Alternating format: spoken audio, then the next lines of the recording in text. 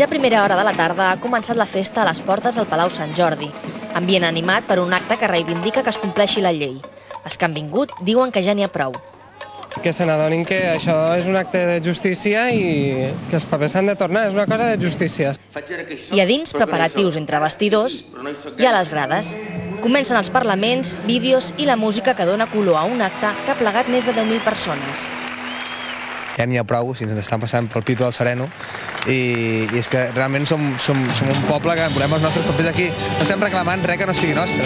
Els actes així sempre serveixen i sobretot perquè tornin els papers a la pobra gent aquesta de fa 70 anys que els hi van robar.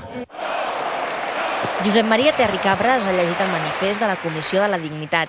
Ha demanat que es repari el mal fet perquè ja no és només una qüestió d'humanitat, sinó també de legalitat. Les víctimes no poden esperar més. Qui les faci esperar sense sentit humanitari i incomplint la pròpia legalitat es farà còmplice dels agressors que van obtenir tots aquells papers com un botí de guerra. La Comissió de la Dignitat ha repartit aquestes postals que reprodueixen alguns dels cartells que encara no s'han tornat. L'objectiu és emplenar-les i trametre-les al ministre de Cultura per exigir-li els documents pendents. Maria Àngels Méndez, TV3, Barcelona.